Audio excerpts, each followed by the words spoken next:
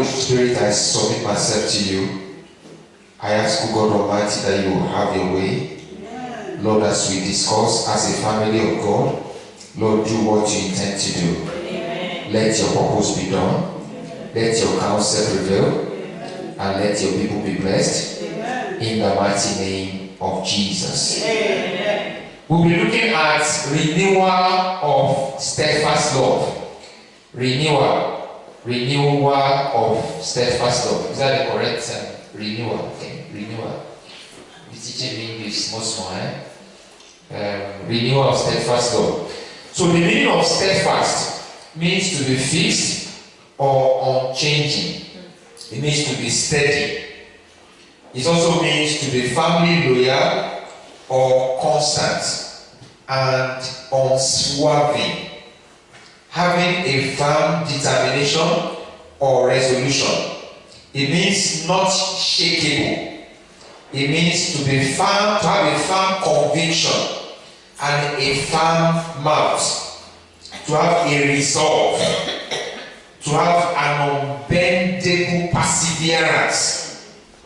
Unbendable perseverance. Unswerving. Unwavering loyalty. Unwavering loyalty.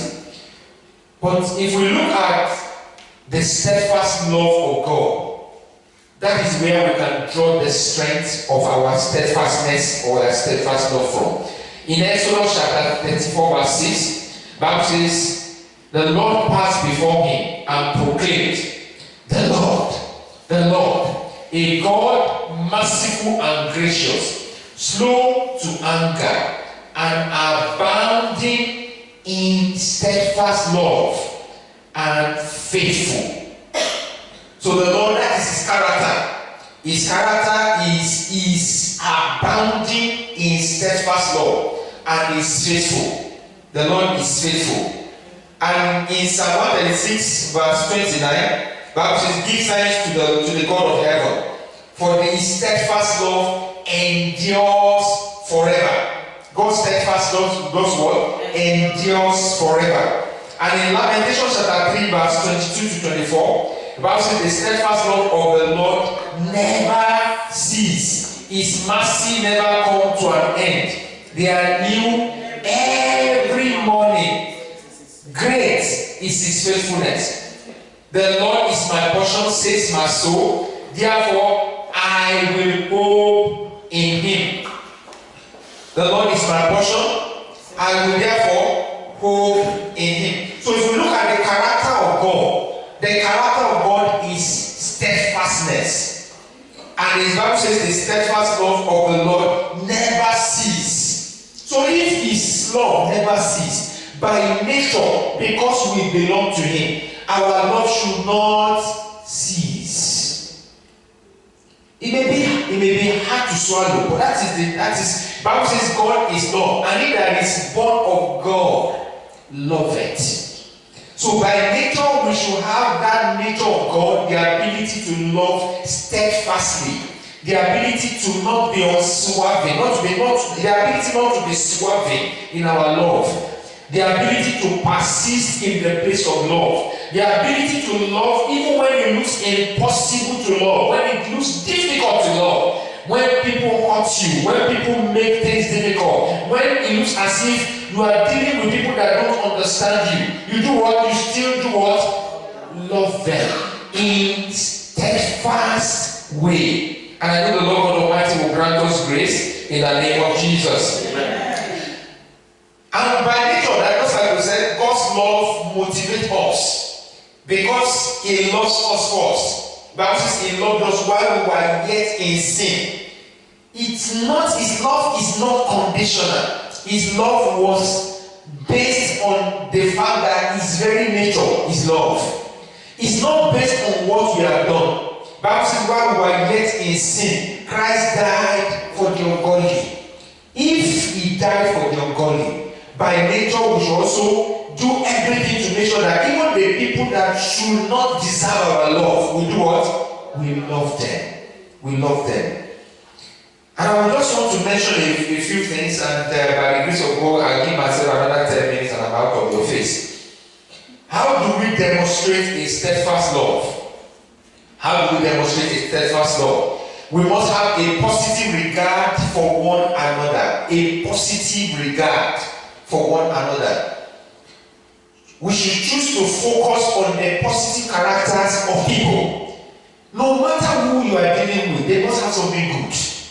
There's something about that person. Maybe your husband, your wife, there must be something about that person that is good. And if somebody is bad, there must still be something that is good in that person. So let's focus on the good thing in that person. There must be something that is good in me. There must be something that is good in you. I cannot be completely bad. Remember the bad things. I know to hurt you. But remember the good things, the good characters that person has. The good attributes. So let's focus on the good thing that that person does, on the ability of the character, the good side of that for a person. When you focus on the good character of that person, it's likely that over time you overlook the bad things. And there's nobody that cannot change.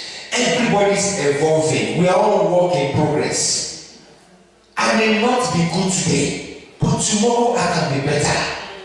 God is working on me, He's working on you. So let's focus and let's have a positive regard for one another. Expressing and appreciating these characters that are good. If somebody is good, I like the way you smile. I like the way, just focus on that thing that is good about them. Acknowledge the positive characters and the good of the person you are relating with. Also, refuse to focus on the negative aspect. It's very easy to focus on negative aspect. It's very easy to be hurt, and when you are hurt, you keep remembering the things that have been done, and you keep nagging. You keep nagging and saying that's the way you did yesterday. That the way, no. Let's not refer to the things that have been done, negative things that have been done, because if you do that, it will bruise. It will keep bringing the ill feeling. It will bring the wounds. It will bring the bitterness. It will bring the hurt. And like I said, we are all work in progress. God is at work on us, and He will work on us till perfection will come. And I know the perfect day will come. Amen. The perfect day will come. Amen. That person, that your brother, that your sister, that your husband, that your wife will become who you want them to be. Amen. As long as your steadfast love remains, as long as you persist in loving them, they will change and become who you want them to be. Amen. Let's also serve one another. Let's serve one another. There shouldn't be anything you cannot do for someone. There shouldn't be anything. There shouldn't be anything. Sometimes, when you remember when you were little, I will take some of us back on our journeys when we were little children, and we pull on our body, and we do this, we pee, we do all those things. What will your mother do? He will clean you up. He will tidy you up. He will change your clothes, wash you over. The woman will not say, that's the way you poo yesterday. No, they will just take care of you. The same way. And you know that what fueled that passion of the woman is the love they have for you. Because they know you cannot just do anything by yourself. Sometimes you have to treat people that way. Tidy them up. Take care of their runs. Take care of their lapses. And serve them passionately. Do everything to make sure that person is taken care of. And let's see whether that person will not turn around. And I will take you, there's one story I used to remember when I was in uni. I actually stayed in a room. Most of the time I stayed with Muslims. And this particular year, about 4 of them were happened to be we actually have a bunk, but there were 2 of them squatted with another person. So at the end of the day, we had about 3 of them staying in my corner, and I also have somebody that is squatting with me. So we are about 4 different people in one little corner, and you can imagine what that is. And when these guys will go and do after doing they wash their feet and they want to go and they will bring their mat on the floor with the wet feet, come into the room, mess the whole place up, after doing their this, they will sit down there, eat their food there, and leave the plates, and I will clean up after them. I'll just clean up after them. In fact, there was one particular day I did that I knew I was close to reacting. I just asked God for grace. Lord, let me not react because I know they are watching me. And they confronted me one particular day. They said, "You've been doing this, cleaning up after us, and you are making us to look like we are sinners." That's what they told me. "We are making us to look as if we are sinners." I said, "No, that's not the intention. I'm just doing my own thing." He said, "No, because you have been doing this persistently, you have taught us to change." And sincerely, we became very close friends till we left that room. So as soon as they do their best thing, they will tidy themselves up, they will clean up their things. But I had to just do things over a period of time to change that attitude. And I know the Lord God Almighty will grant us grace in the name of Jesus. Amen. Go the extra mile to take care of others. Sacrifice and give to others. I know we have given each other gifts, we have given each other things. Sometimes you know, the price can be high. One of my brethren came to church this morning and said, "I didn't remember to buy anything." I know it was a big sacrifice. They left the church at 9 o'clock, went quickly to go and buy something because they wanted to honor me for giving them an instruction, and two, because they wanted to give something to someone. And I know you have gone out of your way to buy something, you have gone out of your way to pay a price just to honor me and give things to someone else. And I know the Lord will honor you in the name of Jesus. But the bottom line is that whenever you give, the Bible says, "Give and it shall be given to you. Good measure, pressed down, shaking together, and do what? Running over." The measure that when you give, it shall be given to you. As you give to people, people will give you in return. It works. I know we sometimes talk about giving in church. Anything you give, I'm telling you, it will come back to you. It works. It's by principle. Give your tithe, it will come back. It will come back. God will know how to take care of you in whatever way you can imagine. I don't want to talk about money, but I'm telling you that if you go out of your way to take care of your brother or your sister, God will take care of you. If I will send people that are not even your brother or Christians to just wash over your back, take care of you in the place of work, they will take care of you. Anything. So let's sacrifice, let's give to others, let's go out of our way to take care of one another. And I will quickly glide through the book of 1 Corinthians chapter 13.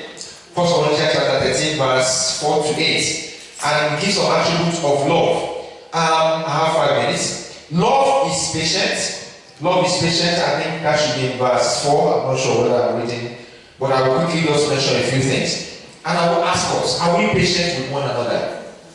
Are we patient with one another? Do we bear with one another? I know nobody is perfect. We hurt one another. We do things that are ridiculous sometimes. We step on each other's toe. But we just need to be patient. We need to be patient with one another. Husband, be patient with your wife. Wife, be patient with your husband. Brothers, be patient with your sisters.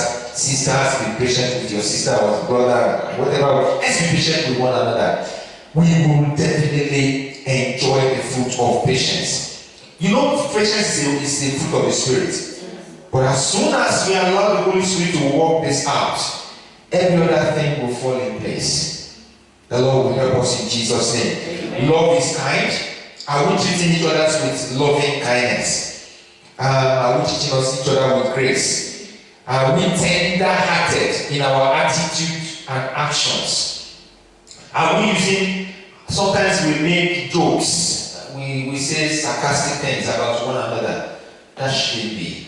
Even when you are cracking jokes, let's be careful you don't say things that will hurt the other person, that will hurt your brother, that will hurt your sister, that will hurt your wife, that will hurt your... You may not mean it, but the fact remains that that's word is like egg that's come out of you.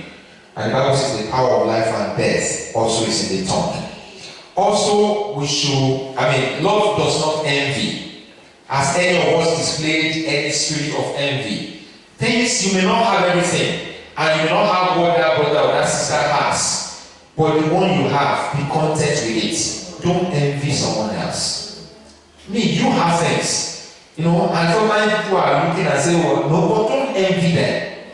But by the time you start envying them, you discover that you will despise them. It's a question of time. See the way he's doing. He thinks that he owns everything. It's just logical. The devil will creep in. So don't envy anyone. Love does not envy. Love does not boast. It is not proud. Humility is a fruit of the Spirit, and I know the Holy Spirit is inside us. It will grant us grace. Bible says God resists the proud and give grace to the humble. The Lord will help us in Jesus' name. Amen. I have 3 more minutes. Love is not rude. It's not rude. Are we rude? Are we intolerant? Are we harsh with other people? Sometimes we need to apply PST, what I call PST. Please, sorry, thanks. PST. Please, sorry, thanks. PST. Peace. Please. I didn't say please. I said please. Please. When you are asking somebody things, always say, please, can you do this for me? Even though it's your right, even though it's something that you should get, let's please. And there's a difference between could and can. Time and chance will not permit me. These are things we need to spend some time on. But I know I will revisit this study another day. There's a difference between please, can you do it for me? And please, could you? Both of them will achieve the same thing, but the way the thing will hit the person is different. If you say please can, means that you have authority with that person, and means that that person has to do it.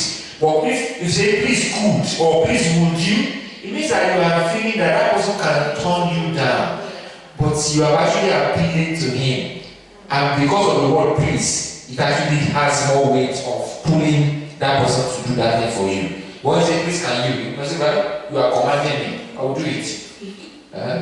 The Lord will help us in Jesus' name. Sorry, thanks. Sometimes sorry not here, it's better you just say sorry. Just say sorry and let it go. Praise the name of the Lord. The Lord will help us in Jesus' name. And always do what? Thanks. Everything that you do, always say, if someone does for you, say thank you. Thank you. I thank you for being my brother. I thank you for being my sister. Thanks. And love is not easily angered. Love is not easily angered. Sometimes we are always angry, too irritable, too sensitive with other people. Love is not easily angered. Love is not self-seeking. It's not self-seeking. Let's live together in true relationship. Let's exist together as a family. Love does not delight in evil, but delight in the truth. Love always protects. It always protects. You protect your brother, you protect your sister. Love always trusts. Love always hopes. And love, I think I missed that. Love always protects, it trusts, and it hopes. Let's believe that person will change. Let's believe that person will be transformed. Let's believe that person will not remain where they are. Let's trust God that this person that is misbehaving today will not misbehave like that continually. God, there is nobody that cannot change. Bible says the heart of the kings are in the Lord's hands. He can direct that heart like the whip of the sea. That person that is misbehaving, put his heart unto the Lord and hope, because you have a love for them, hope that they will change tomorrow. Please, let's be on our feet. Let's be on our feet.